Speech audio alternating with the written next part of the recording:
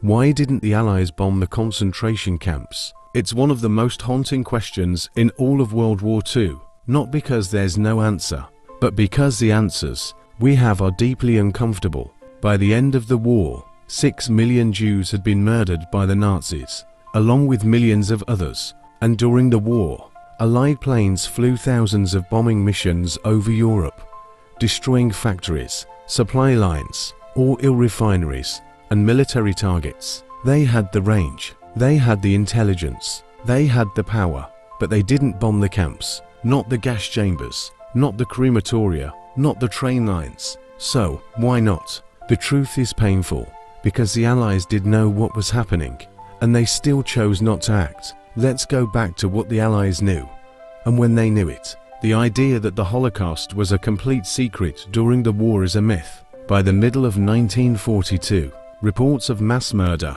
were already reaching the West. The Polish underground, Jewish resistance groups, and even escaped prisoners were sounding the alarm. Some reports were vague, some were exaggerated, but many were accurate. Then, in December of 1942, the governments of the United States, Britain, and other Allied nations issued a formal public declaration. They confirmed that Nazi Germany was carrying out what they described as a bestial policy of cold-blooded extermination of the Jewish people.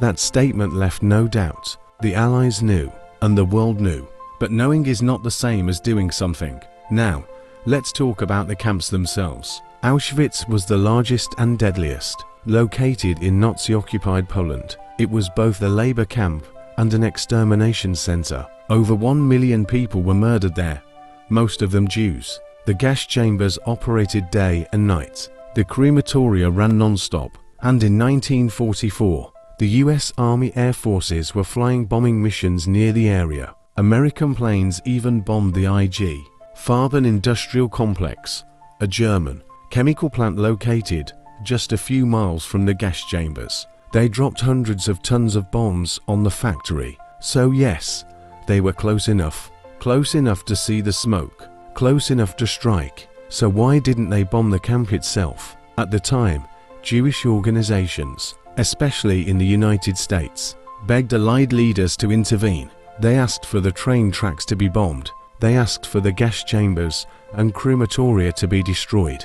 They weren't asking for an invasion, just airstrikes. Even if it meant the deaths of some prisoners, they believed it was better than allowing the mass murder to continue. But the Allies said no. The most common reason they gave was strategy. They believed the best way to stop Nazi atrocities was to defeat Nazi Germany as quickly as possible. That meant focusing all military efforts on strategic targets, oil plants, railroads, factories, and troop concentrations. Bombing a concentration camp, in their view, didn't help win the war. And if it didn't help win the war, it wasn't a priority.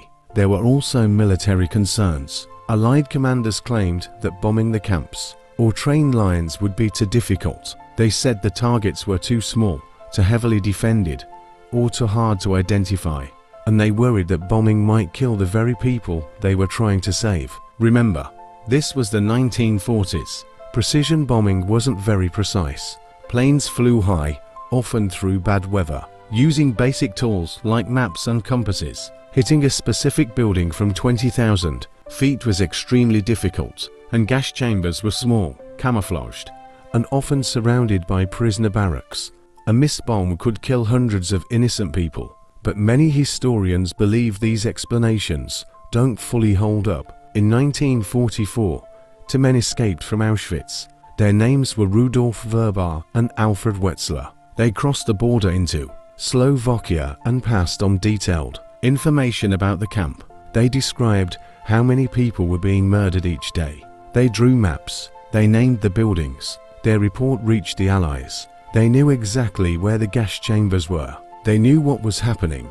And still, they chose not to bomb. Why? One reason that's often overlooked is antisemitism. Even in the Allied countries, anti-Semitic attitudes were widespread during the 1930s and 1940s. In the United States, quotas limited Jewish immigration. In Britain, Jewish refugees were often turned away. Within governments, some officials believed helping Jews would create political problems. Others simply didn't care. The US State Department actively delayed the release of information about the Holocaust. They blocked efforts to allow more Jewish refugees into the country, and they ignored calls from Jewish leaders who were desperately trying to get someone, anyone, to act. The war effort was always the excuse, but for many people in power, Jewish lives simply weren't a priority. There were also bureaucratic reasons. Requests to bomb Auschwitz were passed from one department to another. No one wanted to take responsibility. The military said it was a political issue. The politicians said it was a military issue. And meanwhile, the killing continued. From May to July 1944, over 400,000 Hungarian Jews were deported to Auschwitz. Most were killed on arrival. At that very same time, Allied bombers were flying directly over the region. They were close enough to strike, but the gas chambers kept running, the trains kept arriving, and no bombs ever fell on Auschwitz itself. Let's pause for a second and ask the hardest question of all. Would bombing the camps have saved lives? The answer is complicated. Bombing might have slowed the killings. It might have destroyed gas chambers or blocked train lines. It might have saved some lives, or it might have caused even more death and chaos. No one knows for sure. Some survivors later said they would have preferred to die from an Allied bomb than in a Nazi gas chamber. Others disagreed. Some believe the Allies made the right call, even if it meant doing nothing. What we do know is that the Allies had the capability. They had the planes. They had the maps. They had the information. And they made a choice. They chose not to act. They chose to prioritize military victory over humanitarian intervention. They chose to stay silent in the face of genocide. And that silence, that inaction, has haunted history ever since. After the war, Allied leaders defended their decisions. They said bombing the camps wouldn't have worked. They said they didn't fully understand the scale of the killings. They said it wasn't their responsibility.